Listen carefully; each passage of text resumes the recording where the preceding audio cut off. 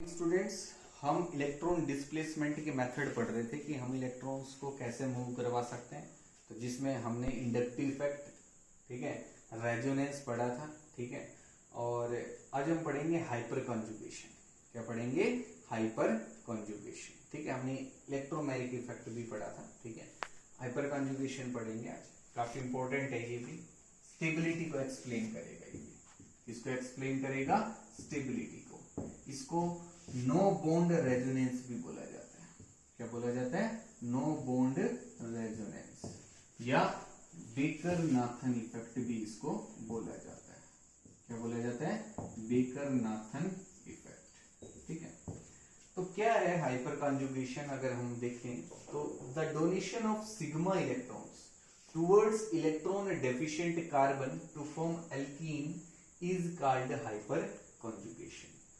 यहां किसका मूवमेंट होगा? आपको ये जरूर याद रखना है, सिग्मा इलेक्ट्रॉन्स का। किसका मूवमेंट होगा? सिग्मा इलेक्ट्रॉन्स का मूवमेंट होगा। उनको हम डोनेट करेंगे towards electron deficient carbon to form alkene. To form alkene it is used to explain the stability of carbocations and free radicals और कार्बोकैटायंस की स्टेबिलिटी को एक्सप्लेन करने के लिए इसका यूज किया जाता है, ठीक है। कार्बोकैटायंस मतलब जब कार्बन पे पॉजिटिव चार्ज है, और फ्री रेडिकल का मतलब जब कार्बन पे एक ओड इलेक्ट्रॉन प्रेजेंट है, ठीक है, एक अनपेड इलेक्ट्रॉन प्रेजेंट है, तो वो फ्री रेडिकल्स होते हैं। अब कैसे हम हाइपर कॉन्जुगेटिंग स्ट्रक्चर्स फॉर्म करेंगे? देखो, जैसे हमने रेजोनेंस के अंदर देखा था कि रेजोनेटिंग स्ट्रक्चर्स हम ड्रॉ कर सकते हैं, तो वैसे यहाँ हाइपर कॉन्जुगेटिंग स्ट्रक्चर्स होंगे। और जितनी ज्यादा स्ट्रक्चर्स होंगी उतना ही कंपाउंड ज्यादा स्टेबल रहेगा, ठीक है। लेकिन क्या मस्ट कंडीशन होगी हाइपर कॉन्जुगेशन के लिए? For hyper conjugation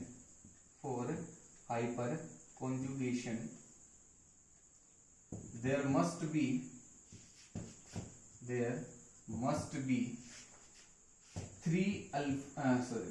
be alpha hydrogen. There must be alpha hydrogen या हाइड्रोजन्स, ठीक है।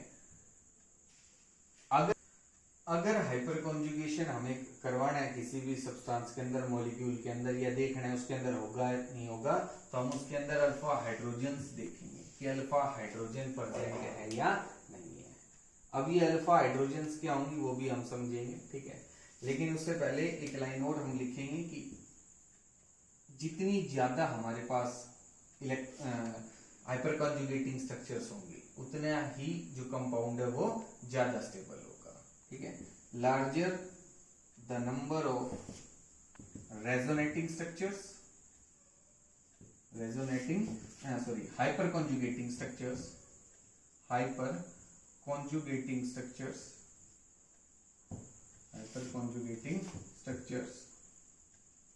more stable is the compound,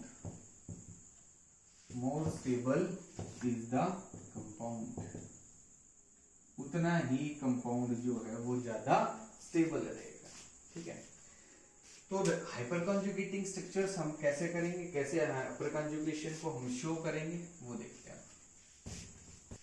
तो अगर हम इसमें देखें हाइपर कॉन्जुगेशन के, हमारे पास ये एक मॉलिक्यूल है जिसमें हमें हाइपर कॉन्जुगेशन शो करना है, और ये जो कार्बन है हमारे पास ये इलेक्ट्रॉन डेफिशिएंट है, जिसपे मैंने स्टार लगाया है। कैसा है ये? इलेक्ट्रॉन डेफिशिएंट कंपाउंड कार्बन है। क्यों? क्योंकि इस पे पॉजिटिव चार्ज, इलेक्ट्रॉन्स की कमी है। तो अब इसके पास सिग्मा इलेक्ट्रॉन्स आएंगे, ठीक है, सिग्मा इलेक्ट्रॉन्स, लेकिन आएंगे किसके? अल्फा हाइड्रोजन के। किसके आएंगे? Alpha hydrogen. इसलिए हमने कहा था कि अल्फा हाइड्रोजन होनी जरूरी है। अब अल्फा हाइड्रोजन है कौन सी? ये अल्फा हाइड्रोजन है हमारे पास। ये सारी क्या है? Alpha hydrogen.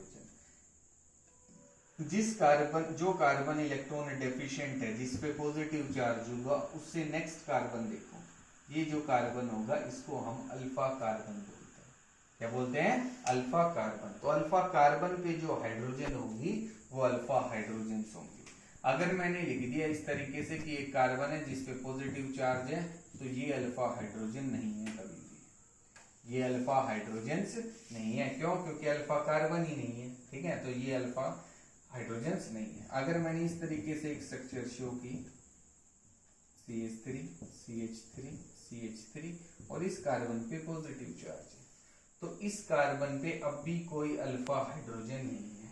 ये जो हाइड्रोजन है ये तो नेक्स्ट कार्बन पे है, ये जो हाइड्रोजन है वो तो नेक्स्ट कार्बन पे है, ये भी नेक्स्ट। इस कार्बन के साथ तो कोई भी हाइड्रोजन अटैच ही नहीं है, तो इसके साथ ये अब अल्फा कार्बन है, तो अल्फा कार्बन पे कोई अल्फा हाइड्रोजन नहीं, तो मतलब कोई हाइपर कॉन्जुगेशन इसके अंदर नहीं हो सकता। ये आपको जरूर याद रखना है। ठीक है, अब देखते हैं कि इसकी हम हाइपर कॉन्जुगेटिंग स्ट्रक्चर्स जो हैं वो कैसे ड्रॉ कर सकते हैं। तो क्या होगा कि हमारे पास ये जो इलेक्ट्रॉन्स हैं, ये कार्बन और हाइड्रोजन के बॉन्ड के जो इलेक्ट्रॉन्स हैं वो हमारे पास यहाँ शिफ्ट हो जाएंगे, और जब ये इलेक्ट्रॉन्स यहाँ शिफ्ट हो जाएंगे तो हमारे पास एक स्ट्रक्चर बनेगी। वो कैसी होगी कि यहाँ कार्बन, इधर भी कार्बन, हाइड्रोजन हाइड्रोजन और हाइड्रोजन और इधर भी हाइड्रोजन। अब ये जब बॉन्ड जो था वो जब इधर शिफ्ट हो गया, ये जब इलेक्ट्रॉन्स इधर शिफ्ट हो गए, तो यहाँ तो एक बॉन्ड तो पहले से था और एक बॉन्ड और आ गया, तो कितने बॉन्ड हो गए? 2, तो यहाँ डबल बॉन्ड। और ये जो हाइड्रोजन है, अब इससे इलेक्ट्रॉन दूर चले गए तो इस पे कैसा चार्ज आएगा? पॉजिटिव। इस पे कैसा चार्ज आएगा? पॉजिटिव। और इसको हम यही दिखाएंगे कि हमारी जो हाइड्रोजन है वो यहीं रहेगी, इसको हम कहीं और नहीं भेजेंगे। इसलिए हम इसको बोलते हैं no bond resonance. No bond resonance की रेजोनेंस की तरह इलेक्ट्रॉन्स मूव करेंगे, लेकिन यहां देखेंगे कोई बॉन्ड नहीं रहेगा, कोई बॉन्ड नहीं रहेगा। अब नेक्स्ट स्टेप में क्या होगा कि हमारे पास ये जो स्ट्रक्चर है वो अब भी कुछ इसी तरीके से रहेगी कि कार्बन डबल बॉन्ड कार्बन, इधर हाइड्रोजन, इधर हाइड्रोजन, ठीक है, और यहाँ भी हाइड्रोजन और इधर भी हाइड्रोजन, और अब यहाँ क्या आ जाएगा आपके पास? H positive. अब ये जो H पॉजिटिव था वो यहाँ कैसे आ गया? ये H पॉजिटिव यहाँ नहीं आया। हुआ क्या कि अब ये जो इलेक्ट्रॉन्स है वो वापस से यहाँ शिफ्ट हो गए, तो यहाँ बॉन्ड हो गया। ठीक है, बॉन्ड हो गया कार्बन और हाइड्रोजन के बीच में, और इस पे कोई पॉजिटिव चार्ज नहीं। लेकिन अब यहाँ डबल बॉन्ड है और इधर का बॉन्ड नहीं है, तो मतलब अब ये जो बॉन्ड है वो शिफ्ट हो गया इधर, तो यहाँ फिर से डबल बॉन्ड हो गया। यहाँ फिर से क्या हो गया?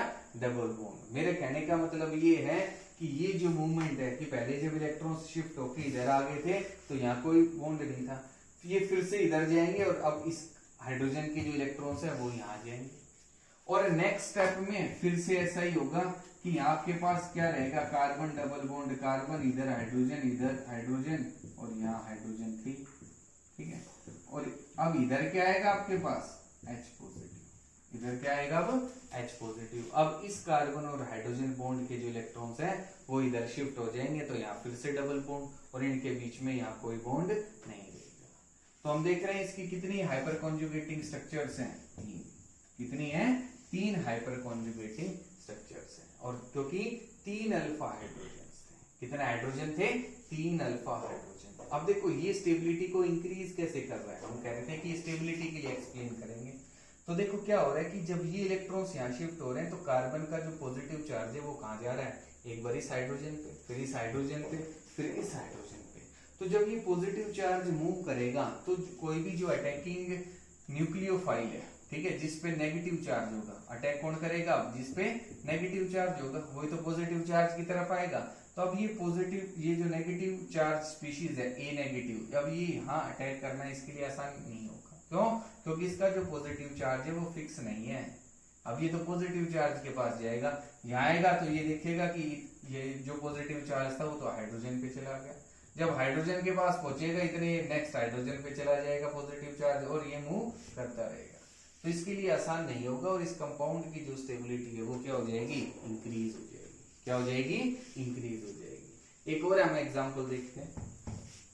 नेक्स्ट एग्जांपल की अगर हम बात करें तो हम यहाँ देख रहे हैं कि हमारे पास ये जो कार्बन है ये इलेक्ट्रॉन डेफिशिएंट है, इस पे पॉजिटिव चार्ज है, और इसके साथ 2 कार्बन अटैच्ड है। ठीक है, तो हमने देखा था पिछले जो इससे पिछले वाला एग्जांपल था उसमें यहाँ केवल एक हाइड्रोजन था। अब हमने उसकी जगह एक CH3 ग्रुप लगा दिया। तो और ये जो कार्बन था ये कैसा कार्बन था? Alpha carbon. लेकिन अब ये भी कैसा होगा? Alpha carbon. जो इलेक्ट्रॉन डेफिशिएंट कार्बन है उससे जो नेक्स्ट कार्बन होता है वो अल्फा कार्बन है, तो ये भी नेक्स्ट है और ये भी नेक्स्ट है, तो दोनों ही क्या हो गए अल्फा कार्बन, और ये सभी अल्फा हाइड्रोजन। तो मेरे पास कितनी अल्फा हाइड्रोजन हो गई 6 अल्फा हाइड्रोजन, उसमें 3 थी। जब 6 अल्फा हाइड्रोजन है तो कितनी हाइपर कॉन्जुगेटिंग स्ट्रक्चर्स होंगी 6, कितनी होंगी 6, वो देखते हैं कैसे। तो फर्स्ट मैं कह रहा हूं कि ये जो इलेक्ट्रॉन थे कार्बन और हाइड्रोजन के बॉन्ड के वो इधर शिफ्ट हो जाएंगे और आपके पास जो स्ट्रक्चर आएगी वो कुछ इस तरीके से होगी H H और इधर क्या हो गया H पॉजिटिव, और इस ग्रुप को मैं लिख देता हूँ थोड़ा कंप्रेस करके CH3 इस फॉर्म में, ठीक है, एक ही बात है, कोई अलग है नहीं, ठीक है। और इस कार्बन पे अब कोई भी पॉजिटिव चार्ज नहीं आएगा, ये पॉजिटिव चार्ज कहाँ चला गया इस हाइड्रोजन पे। नेक्स्ट स्टेप में कार्बन डबल बॉन्ड कार्बन, और अब ये जो पॉजिटिव चार्ज है वो यहाँ चला जाएगा, और ये जो बॉन्ड के इलेक्ट्रॉन थे वो इधर शिफ्ट हो गए और यहाँ फिर से CH3 sorry H। Next step के अंदर यहाँ जो है बॉन्ड वो रिमूव हो जाएगा, इस हाइड्रोजन पे पॉजिटिव चार्ज, इस हाइड्रोजन पे कैसा चार्ज आएगा पॉजिटिव चार्ज आएगा, और यहाँ बॉन्डेड हाइड्रोजन होंगे इधर, तो यहाँ कैसा चार्ज हो गया इस पे पॉजिटिव चार्ज, इधर CH3 और इधर क्या हो गया H, इधर क्या हो गया H। तो 3 तो हाइपर कॉन्जुगेटिंग स्ट्रक्चर्स हो गए हमारे इस ग्रुप से, 3 ही इससे बनेंगे, कैसे वो देखते हैं कि नेक्स्ट स्टेप में हमारे पास कार्बन डबल बॉन्ड कार्बन, ठीक है, H पॉजिटिव H CH3 और H। अब क्या हुआ कि ये जो इलेक्ट्रॉन्स थे वो तो यहाँ वापस शिफ्ट हो गया, ठीक है, तो यहाँ तो बॉन्ड आ गया, हमने अब दिखा दिया कि ये जो ग्रुप था ये CH3 ग्रुप है, इस तरीके से हमने लिख दिया। अब इस ग्रुप की हम बात करें तो इसको हम फिर से ओपन करके लिख लेंगे कि यहाँ हमारे पास 3 हाइड्रोजन है इस कार्बन पे, और यहाँ कौन सा ग्रुप है आपके पास CH3, तो इस तरीके से यहाँ H था, इस पे कैसा चार्ज पॉजिटिव। अब इस हाइड्रोजन और कार्बन के जो इलेक्ट्रॉन्स है वो इधर शिफ्ट हो जाएंगे, जब यहाँ शिफ्ट हो गए तो यहाँ कैसा बॉन्ड डबल बॉन्ड, और इस तरीके से, ठीक है। अब नेक्स्ट स्टेप के अंदर कार्बन डबल बॉन्ड कार्बन, इधर H, इधर H पॉजिटिव, इधर H, और यहाँ क्या आएगा आपके पास CH3 और इधर H, CH3 और जो लास्ट हो गया हमारे पास स्टेप उसके अंदर कार्बन डबल बॉन्ड कार्बन, इधर CH3, इधर H, इधर भी H, इधर भी H, और इधर क्या आएगा आपके पास H पॉजिटिव, क्या हो गया H पॉजिटिव, कि ये जो इलेक्ट्रॉन्स है वो इधर शिफ्ट हो गए और आपके पास ये स्ट्रक्चर्स फॉर्म हो गए। तो हम देख रहे हैं हमारे पास 6 हाइपर कॉन्जुगेटिंग स्ट्रक्चर्स हैं, 6 हाइपर कॉन्जुगेटिंग स्ट्रक्चर्स परसेंट है, तो मतलब ये कंपाउंड पिछले वाले कंपाउंड से ज्यादा स्टेबल है, क्योंकि जितनी हाइपर कॉन्जुगेटिंग स्ट्रक्चर्स होंगी कंपाउंड उतना ही ज्यादा क्या रहेगा स्टेबल रहेगा। तो यहाँ 6 हाइपर कॉन्जुगेटिंग स्ट्रक्चर्स है। अब एक जो स्ट्रक्चर है एक कंपाउंड की जो हाइपर कॉन्जुगेटिंग स्ट्रक्चर्स है वो आप सभी को अपनी नोटबुक के अंदर करना है खुद। वो कंपाउंड के आपके पास कि कार्बन, इस पे पॉजिटिव चार्ज और इस पे 3 CH3 ग्रुप लगे हुए हैं, 3 कैसे ग्रुप लगे हुए हैं CH3। तो इसकी आपको हाइपर कॉन्जुगेटिंग स्ट्रक्चर्स जो है वो ड्रॉ करनी है अपनी नोटबुक में, ठीक है। और अगर नहीं समझ में आए तो मेरे से पूछना है कि सर कैसे करना है, लेकिन करना है सभी को है। जो अब मैं एग्जांपल आपको बताऊंगा घर करने के लिए जो दूंगा, ठीक है, वो आपको जरूर करने का, ठीक है। वो मैं कभी भी चेक कर सकता हूँ आपकी नोटबुक जो है उसकी फोटो मंगवा के, तो ये आपको जरूर करके रखने। नहीं समझ में आए तो मेरे से 2 बार पूछो 3 बार पूछो, लेकिन करने जरूर है, ठीक है। तो ये सभी मेथड्स थे आपके इलेक्ट्रॉन मूवमेंट के, कि इलेक्ट्रॉन जो है ये ऑर्गेनिक कंपाउंड्स में वो किस तरीके से मूव कर सकते हैं। तो ये सब हमने देखा। अब आज हम इतना ही करेंगे, ठीक है। नेक्स्ट क्लास के अंदर हम पढ़ेंगे टाइप्स ऑफ रिएक्शंस के बारे में, कि रिएक्शंस जो है हमारे पास कितने टाइप की होगी ऑर्गेनिक में, ठीक है, उनको देखेंगे, बिल्कुल आसान है, ठीक है। और फिर उसके बाद हम हमारा जो नेक्स्ट फर्स्ट चैप्टर है ऑर्गेनिक केमिस्ट्री का, हैलोअल्केन्स एंड हैलोअरीन्स, उसको स्टार्ट करेंगे, ठीक है। तो आज इतना ही करना है, ठीक है। कोई डाउट रहे तो मेरे से जरूर पूछना है, ठीक है।